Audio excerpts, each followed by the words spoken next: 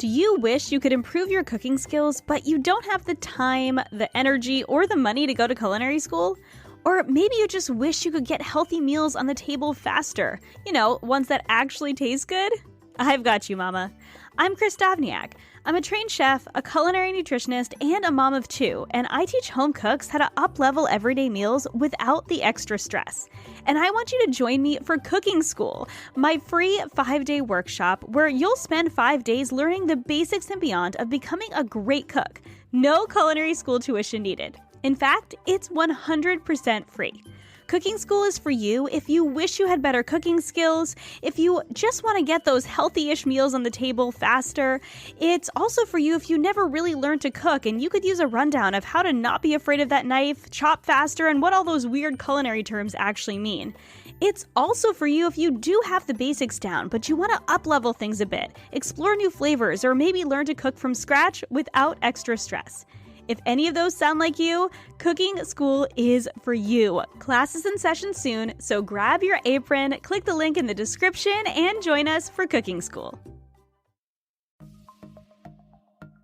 Welcome to Healthy Mama Hacks, a weekly mini podcast where I share my best tips for hacking your healthy mama life with simple tips for easier eating, cooking, and living a healthy mama life in 20-ish minutes, about the time it takes you to fold a load of laundry. So let's do this, mama. Hey friend, welcome back to Healthy Mama Hacks. I'm Chris, your host, and I am so excited to bring you part 2 in our Cooking Basics series.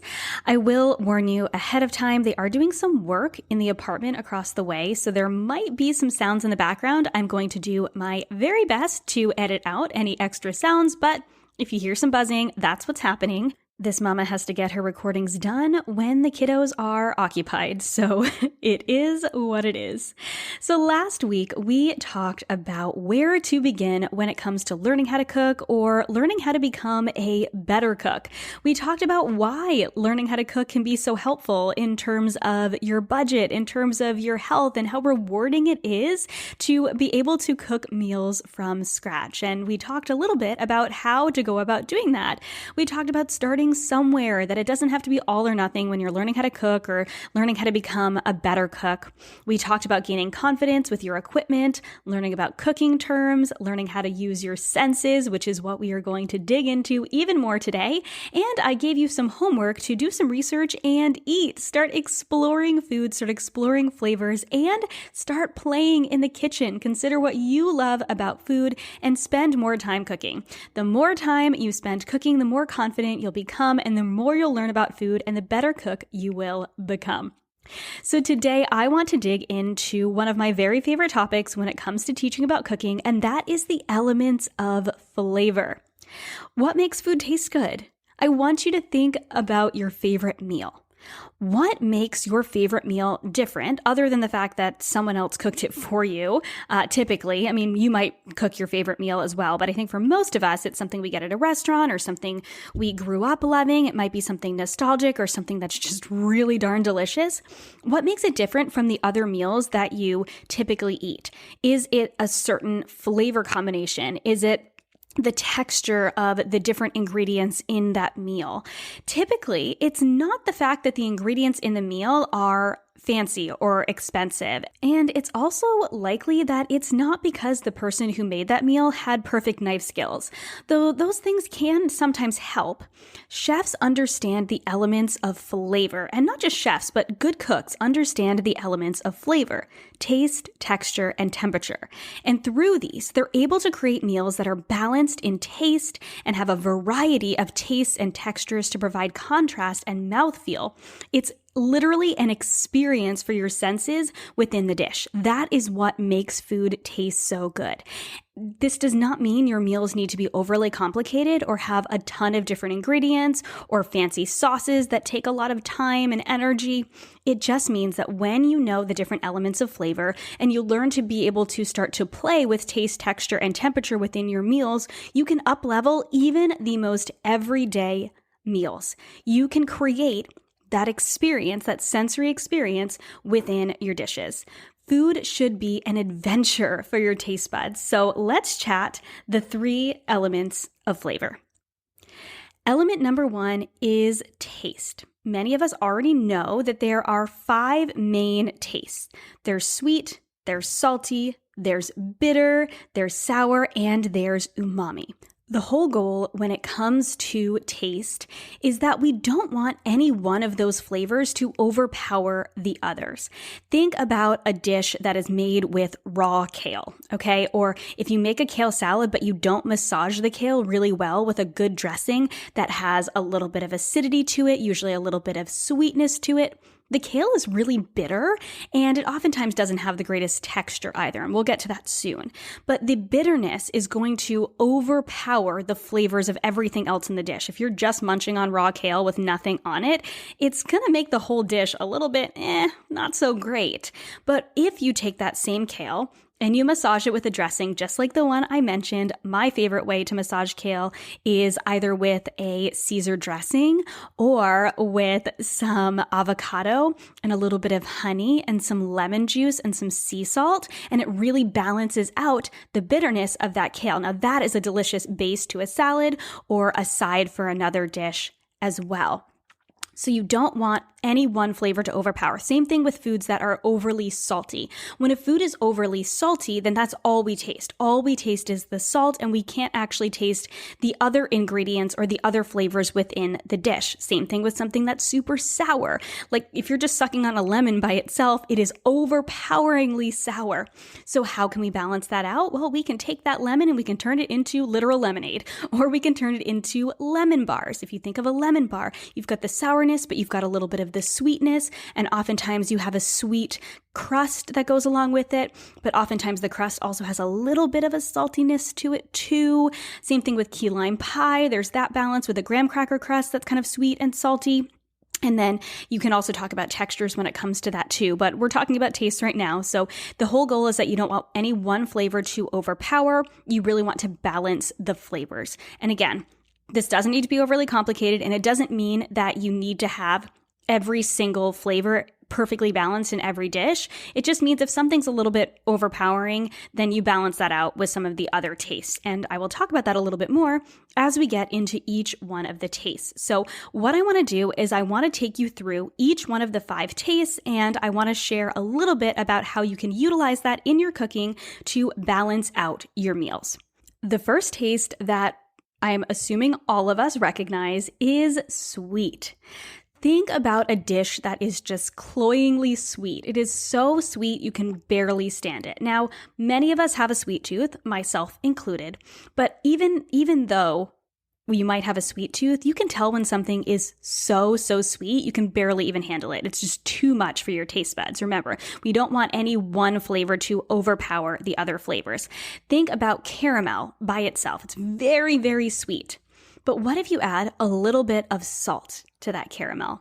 It adds an instant contrast in flavor that is just so delicious. And then maybe we'll cover that in a slightly bitter, slightly sweet, dark chocolate. So you've got that caramel with that salt and that slightly bitter dark chocolate. Then you have a deliciously balanced dark chocolate salted caramel.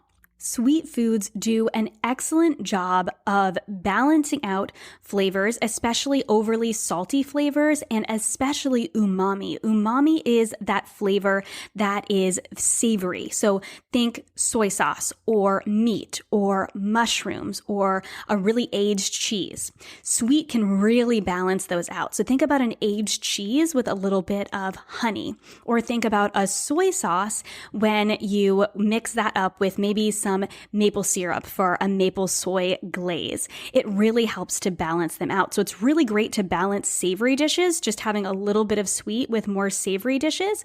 And it also balances out sour, like we used the example of lemon squares. It also balances out bitter, like I used the example of the kale salad. And it also balances out spicy foods, which isn't a flavor in and of itself or a taste in and of itself, but it is something that is a factor when it comes to flavor. So it's important that we mention spice as well, because sweet does help to balance out spice. Sweetness doesn't have to come from sugar, as is frequently assumed. I just mentioned a couple of different ways that you can get sweetness from honey, from maple syrup, from agave nectar, but sweet also comes from fruit and then sweeter starches like sweet potatoes and butternut squash. So anything that is overly sweet can be pretty easily balanced out with salt, like I mentioned, the caramel example, or sour. So think about those lemon squares. They balance each other out really well. The next taste that is easily recognizable is salt or saltiness. But saltiness doesn't have to just come from salt. Other options or other foods that are salty include dried meats, so think prosciutto and salami, capers, hard cheeses, olives, smoked salmon. So those are just a few examples of salty foods. I mentioned soy sauce at the beginning. There are actually several cuisines that rely on using more salty type ingredients rather than adding more salt to their dishes.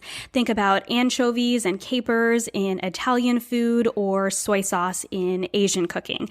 Same thing with like a fish sauce, which is a little bit salty as well. So salt doesn't have to come from salt.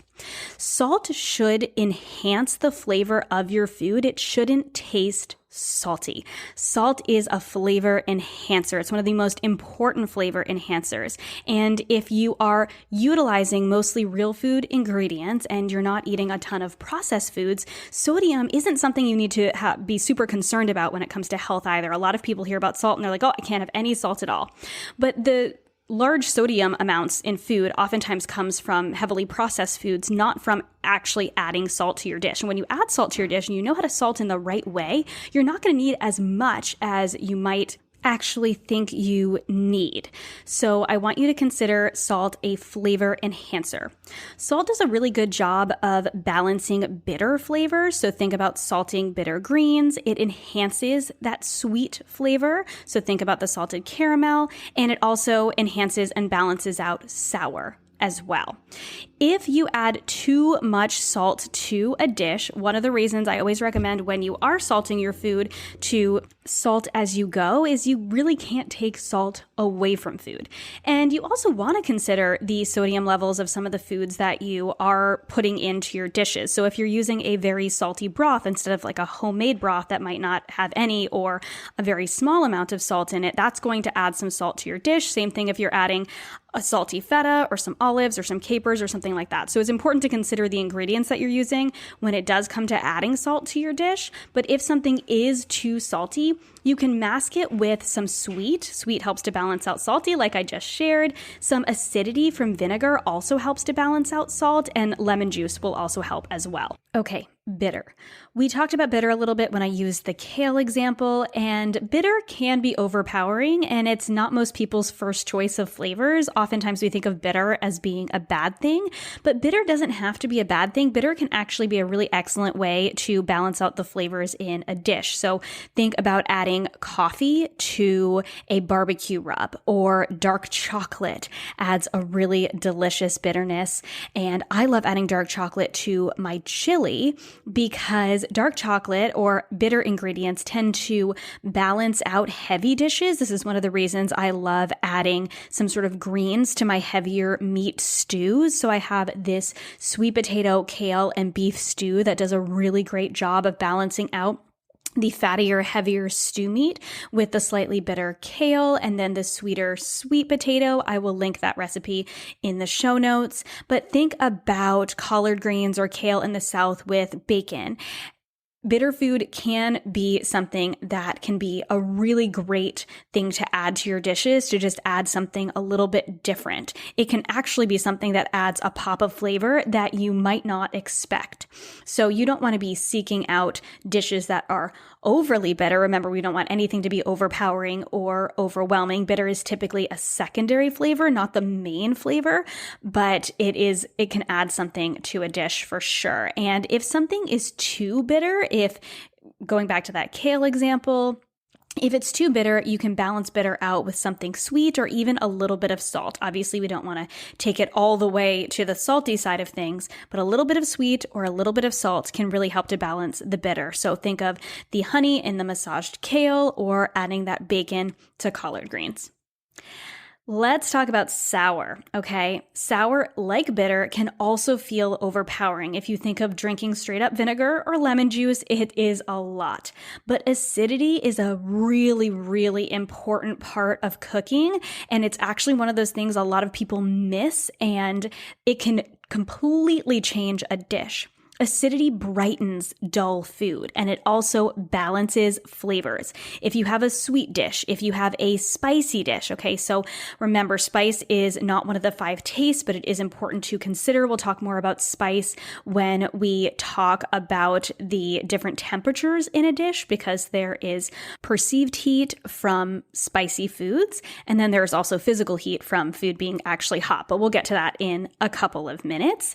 But sour foods tend to balance out spiciness. So think of limes in Mexican food, or think of yogurt in Indian food. So, and this also helps to balance out salty dishes as well. So a burst of sour, if something's a little bit salty or something's a little bit spicy or something is overly sweet, go back to those lemon squares. I'm going to use the same examples over and over again so you can see how this works, can be really excellent and really helpful. And even adding a little bit of sour to a heavy dish, like we talked about, bitterness can help a heavy dish.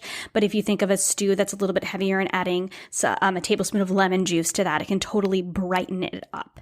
So it also complements sweet, as I mentioned before. So lemonade is the perfect example of something that is very, very sour if you don't add the sweet to it, and they balance each other out and complement each other out. So sour acidity is really, really important to cooking. So if something feels a little bit dull or a little bit bland, before you add salt, try adding a little bit of sour and seeing how that works. Sour can almost be a seasoning in and of itself. Oftentimes, if you add a little bit of acidity, you don't actually need any more salt. All it needed was a little bit of acid. So typically I add a little bit of acid before I salt a dish. If I've already salted it, if there's no salt in it at all, then you're probably, well, if there's no salt in your dish and you're already at the point of tasting it, then you totally missed out. We have to salt as we go. We'll talk more about that when we talk about seasoning and why you're probably seasoning wrong. I love you, but you're probably seasoning wrong.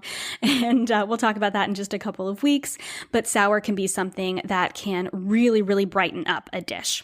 The last of the 5 tastes is umami. Like I mentioned before, umami is that savory flavor. It's kind of that like je ne sais quoi, they say in French. So I wish I could even translate that. It's like, I don't know.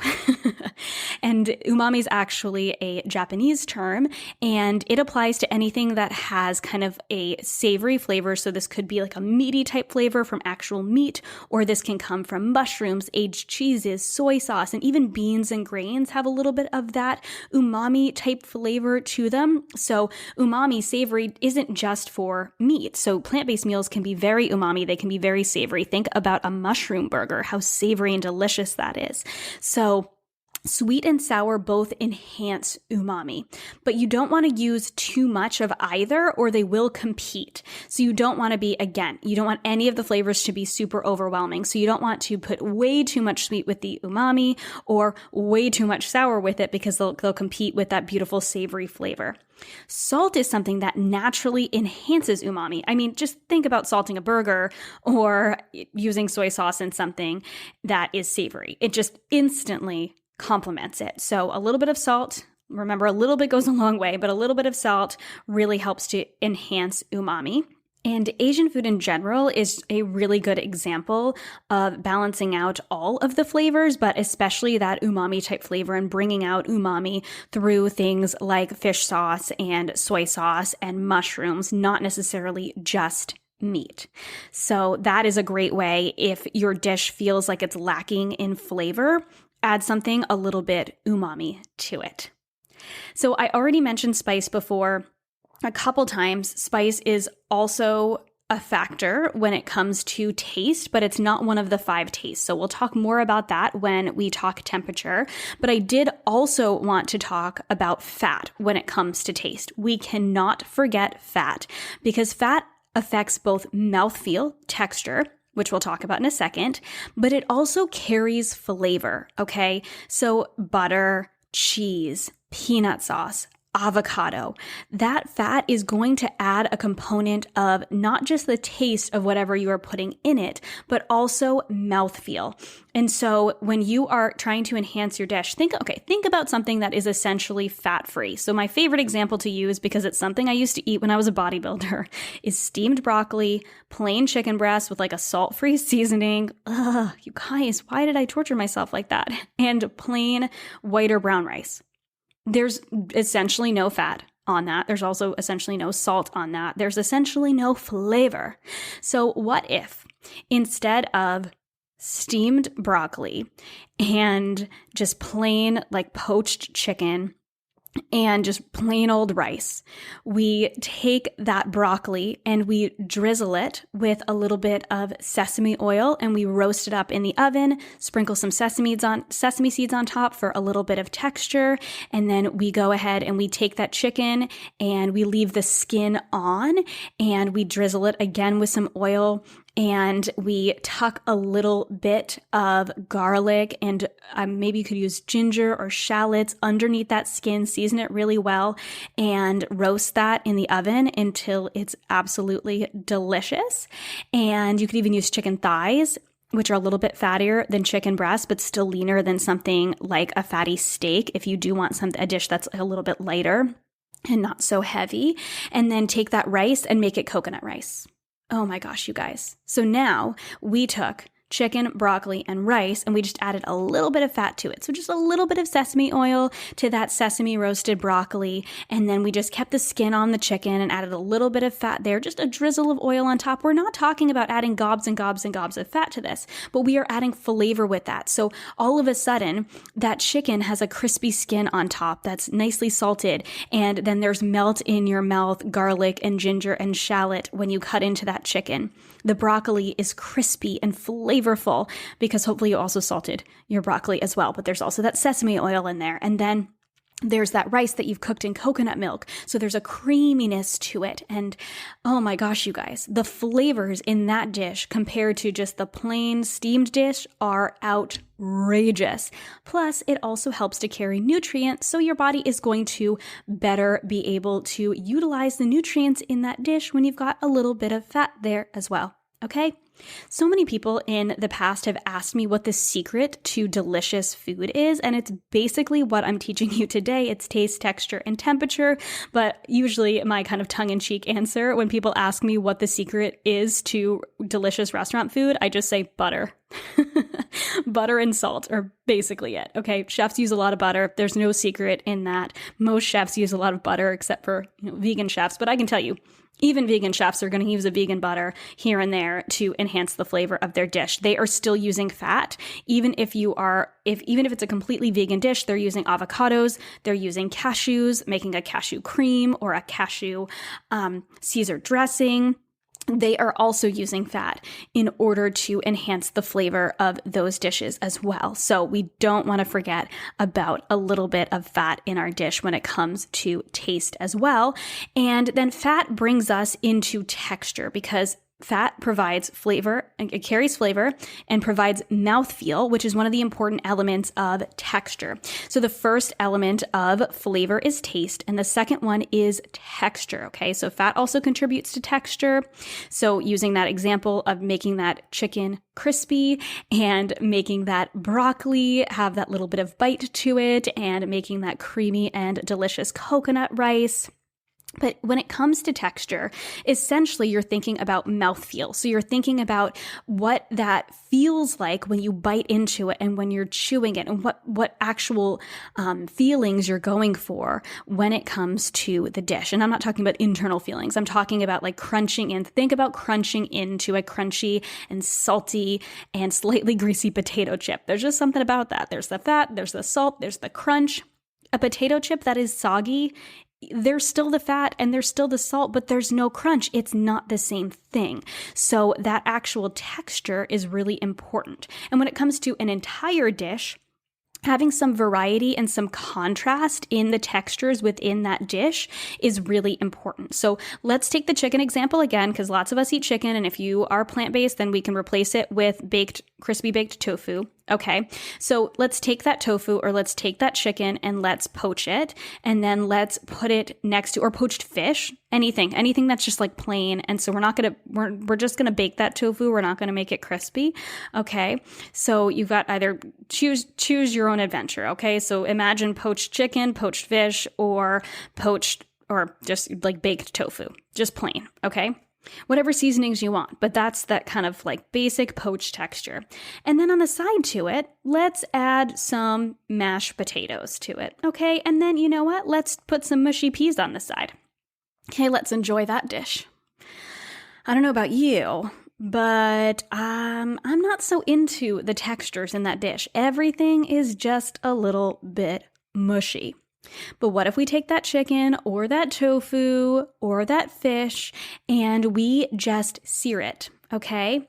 Or we take that tofu and we chop it up. We press it, and you toss it in some cornstarch and some salt and put it on some parchment paper and bake it in the oven at 400 for about 10 minutes. It is crispy. It is delicious. It is basically fried, except not fried. It's so good. Please try it. And so take that crispy tofu, or take that chicken and make the same chicken I mentioned when I was just talking about the chicken, broccoli, and rice example, and put that next to the mashed potatoes. And then maybe let's put some sauteed broccolini on the side. I don't know why broccoli is on my mind right now, but it is. Or even like sauteed asparagus or something that has a little bit more of a bite to it than mushy peas. Okay, so you still got the mashed potatoes there, but you have completely changed it just by changing the texture of the protein and the texture of the vegetable. Or let's take that poached fish. I love a good fish that is cooked en papillote, so in parchment paper with some delicious vegetables, some seasonings, some butter. You cook that in the oven. Instead of putting that next to mashed potatoes, what if you put it next to roasted potatoes? Now you have a fish that has those vegetables that have been cooked alongside it and some crispy roasted potatoes, or air fried if you have an air fryer. That's going to completely change the dish versus having mashed potatoes next to it. Okay, so texture is huge. You want variety and contrast in texture. So you don't want everything to have the same texture. So if your meal tastes good, but it's just sort of like meh, I find sometimes slow cooker meals can feel like this a little bit. And so, there's nothing wrong with a good super stew, but even having a super stew and then having a crispy piece of garlic bread on the side can completely just change the entire dish because you're just adding some texture to it. Or think about French onion soup, and they put that, typically it's like a crispy baguette on top with cheese that they broil, and so you have that little bit of like crispy top, but then it's a little bit soft as it starts to soak into, oh gosh, I love French onion soup. It's so good. There's a variety of textures there too. So you're taking just a plain onion soup and you're adding either, sometimes chefs will do like kind of croutons, but typically you are broiling a piece of bread on top with some Gruyere cheese, and there's the cheese, there's like the creaminess and just that, indescribable melty cheese on top, and then like slightly crispy on top. Bread, it changes the dish. Just plain onion soup would not do it for you. I know it doesn't do it for me. So texture is really important, and that is the second element of flavor. And the third element of flavor is temperature. So just like with taste and just like with texture, we want, again, a variety and a contrast of temperatures, okay? So this doesn't need to be in every single meal. If you got the taste down and you've got the textures down and everything's pretty much the same temperature as, maybe it's an all cold salad, that's okay. This doesn't need to be like every single meal has to have like perfectly balanced taste, texture, and temperature. But it can be really helpful to have some variety and contrast in temperature. So just imagine that salad, but put on some hot and crispy chicken on top. Okay, maybe it's breaded chicken, or some sort of like a hot seared steak. I have this really delicious steak salad, kind of steakhouse salad recipe on my website. I will link that as well. And that just with a warm steak on top of the cold salad is so good. Plus the contrast of the taste in that as well. And I'm just using that example, but think of Mexican food. Mexican food's a really good example of having a variety of different temperatures when it comes to food. And lettuce cups are also a really good example. But here's why lettuce cups and Mexican food have a really good variety and contrast in temperature. It's not just about physical temperature, so hot and cold, so that you've got the hot filling on the cold lettuce cup. It can also be perceived temperature. So perceived temperature is something that is perceived to be hot, so perceived to be spicy, or perceived to be cold or cooling. So in the case of Mexican food, there is a contrast in hot and in cold. So if you think of like a taco with warm meat or a warm filling, and then like the crispy lettuce and the fresh tomatoes or the fresh salsa and the cold cheese or the cold sour cream, but you also have, typically the filling has some spice to it. And if there is some heat to it, those cool ingredients, whether they are physically cold or perceived to be cold, like a cooling sour cream, it's both cold and perceived cold, can really counteract that spiciness. Now, if you were to just eat, say, that spicy barbacoa by itself without sour cream or cheese or lettuce or tomato or whatever it is, it might be too much for your taste buds to handle. It might be overpowering. Going back to taste, temperature can help to balance that out. So if your food is too spicy, it can be balanced out by incorporating some sweet, some salty, or even some sour ingredients, okay? So creamy foods also help to balance spiciness as well. So like I mentioned, a little bit of yogurt, a little bit of sour cream, that can help to balance spiciness as well. Or sour, like I mentioned, lemon or lime can help to cut some spiciness as well, because that is either physically cold or perceived cold. And then the sour actually balances out that flavor as well. So I have been talking for quite some time now, and I hope you guys found this valuable. I love talking about this, and I talk about the different elements of flavor in every one of my cooking classes to some extent. I don't go in super detail into it, but it is something that I think is really important to just start to be aware of, and to help you to become a better chef, a better cook, and to help your food taste just darn delicious, you guys. This is the key. These are the keys. So I hope this was helpful. I am so excited to see your creations. So if you make any of the dishes that I mentioned and I didn't mention a ton, but if you make any of the dishes that I mentioned in this episode, I want you to tag me in them over on Instagram. And if your account is private, then I probably can't see it. So shoot me a DM. Let me know that you made something, that you are loving something that I shared. If you come to one of my cooking classes, please let me know that you listened to this episode and you loved it and it's helped you in your cooking. Or if you have any questions whatsoever about learning the different elements of flavor, reach out to me on Instagram. I would love to hear from you. I am just so excited to help you all become better cooks. I am so excited about this series. I hope you are loving it as much as I am. And don't forget to download the episode guide in the show notes. For these show notes, for special charts, you're going to see the flavor wheel, and you'll be able to use that to help you create more flavors and to help you to balance taste, texture, and temperature in your meals. And there will also be any of the recipe links that I mentioned as well in that episode guide. And if you haven't checked out my other podcast, the Healthy Balanced Mama podcast, click the link in the show notes for interviews, Q&As, solo musings on living a healthy, balanced life. I will catch you next week. And until then, happy cooking.